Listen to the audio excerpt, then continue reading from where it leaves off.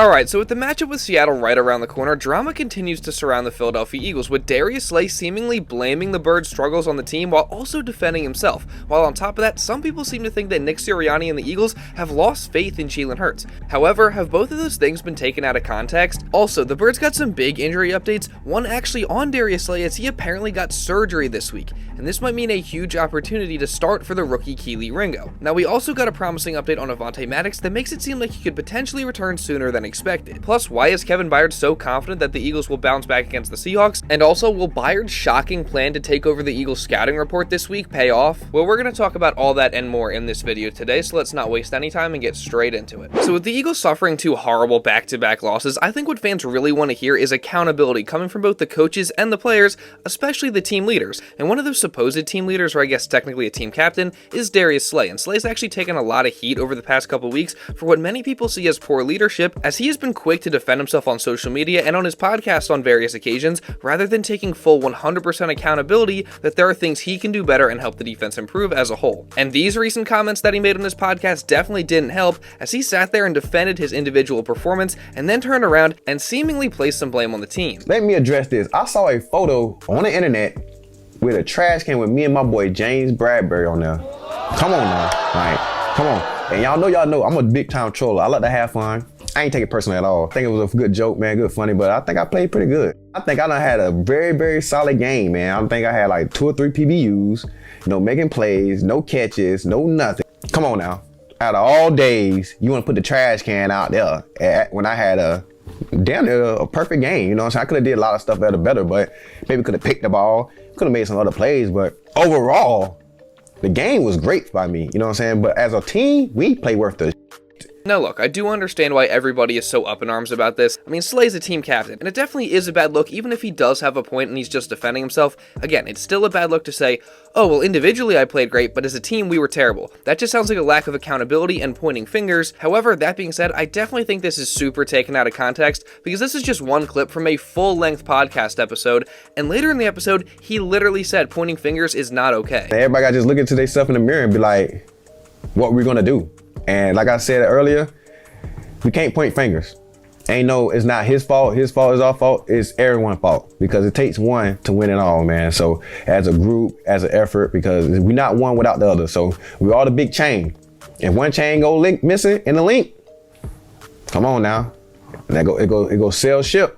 So we got to make sure we keep that chain together in the link. So I don't know. On one hand, I get the criticism 100%, and I must admit, like some other people have said, I have a hard time seeing guys like Jason Kelce or Jalen Hurts coming out after a loss and saying, I played great, but as a team, we were bad. But at the same time, I also think people are overreacting a bit to what Slay said, because he literally said there's no pointing fingers, and it's everyone's fault, and that includes him. But that being said, what do you guys think? How do you feel about Slay's comments? Now, speaking of Darius Slay, we got some huge injury updates ahead of the Eagles matchup with the Seahawks, as Slay himself hasn't practiced during the week with a knee injury, and as of this morning, Nick Sirianni actually confirmed that Slay got his knee scoped this week, and he's going to be out for the game against Seattle. Now, this really sucks because the Seahawks got some tough receivers. Fortunately, Slay is expected back before the end of the season, but now one of the Eagles' young backup corners is going to be forced to play a lot bigger of a role. And would I be crazy to think that Kelee Ringo is going to be the one getting the start this week? I mean, he played a decent amount last week even when Slay was healthy, which was definitely interesting. Now, he looked okay in certain moments, but overall, he definitely wasn't great, so it's probably not favorable to have him starting, but he may still be the Eagles' best option, because Josh Jobe did not play well at all early in the season,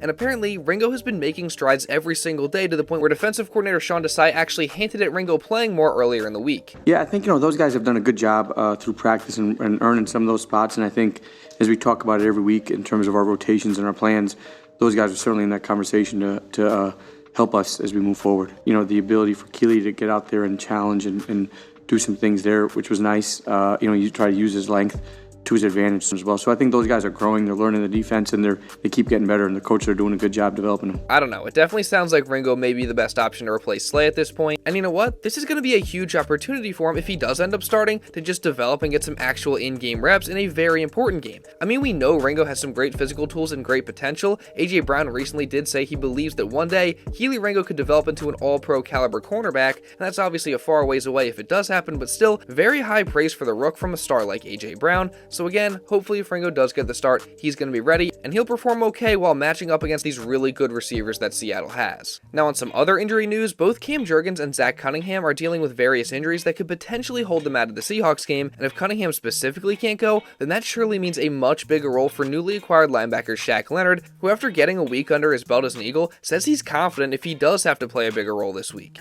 I'm pretty comfortable and confident in my ability.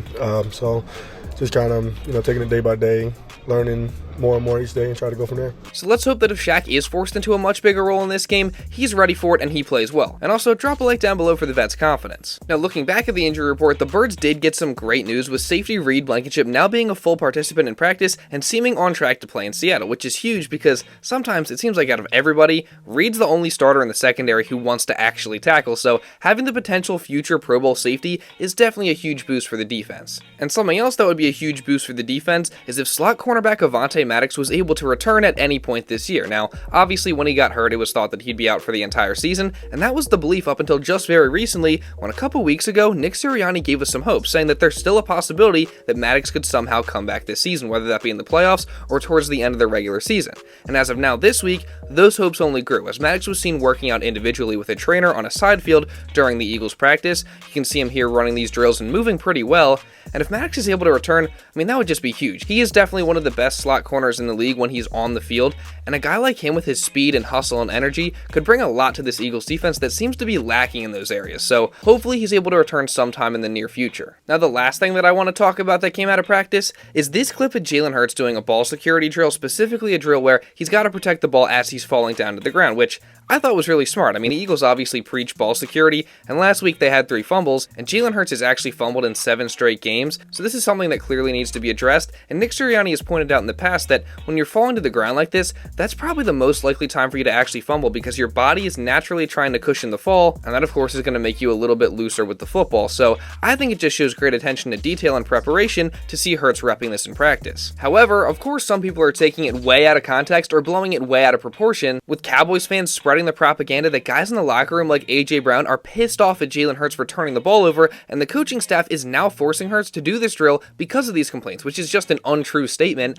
And then to add on to that, you have a guy by the name of Craig Carton saying that Jalen Hurts should feel disrespected by this, as he pretty much drew a conclusion that Nick Sirianni and the coaching staff have lost faith in Jalen Hurts simply from the fact that they're making him do this drill. As Carton said, quote, "All the guys in the locker room know the head coach doesn't believe in him. If I'm Jalen Hurts, trade me," which is just such an absurd statement. How are people acting like this is a big deal at all? There have been fumble issues with Hurts in this team, especially when falling to the ground this season, so the coaches have to find a way to try and address it, and it's not just Hurts that's doing this drill, the entire team is doing it. This shouldn't even be a story at all, this is literally nothing, yet it just goes to show you how crazy media narratives can twist things around into something that they're not. But with that being said, hopefully the extra emphasis on it leads to stronger ball security and no fumbles in this game against Seattle. And hopefully just in general, we get no turnovers from the offense, whether that be fumbles or interceptions. Although based on what AJ Brown said here, it may not be that easy, as he gave Seattle's defense their credit when he was asked about it. To be honest, I truly feel like they're a really good defense.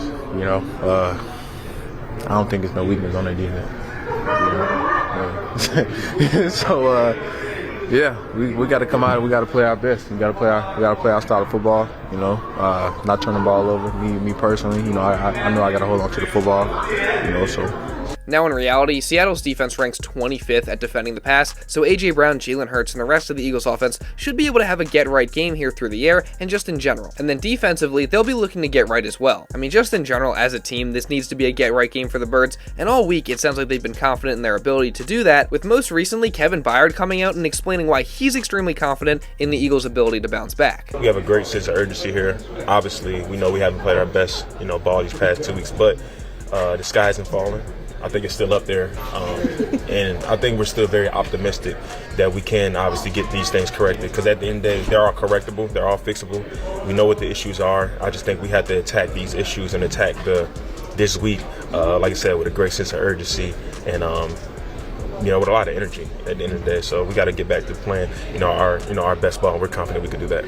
So don't get me wrong, that sounds great, and I definitely like what he said, but at this point, talk is cheap. The Eagles have said all the right things, and now they just gotta go out there and actually make these changes. And a lot of that falls a lot more on the players this week, specifically in the secondary, as Kevin Byard apparently asked defensive coordinator Sean Desai if the players could do the scouting report for Seattle this week, to which he agreed, and from there Byard relayed the message to all the guys, and each one kind of picked a player to scout. Now with Byard being the leader of this, of course he took quarterback Geno Smith, Reed Blankenship then took the tight ends, and James Bradberry, Eli Ricks, Kelee Ringo, and Sidney Brown all picked different receivers and running backs, and apparently Byard was really impressed with what everyone found, as he said, quote, "Guys had some really good stuff. You could tell guys really watched a bunch of film, really studied these guys. I would just say hopefully it just helps us to be able to play faster, but I also understand how these guys want to play. That's what this league is about. It's a players league, and you've got to know the people you're up against." I gotta say, I really like this from Byard, because it just goes to show you how good of a leader he really is, and how he's willing to step up and take charge in a time of adversity. So hopefully it all works out, and the secondary comes out much more prepared, having done their own scouting this week,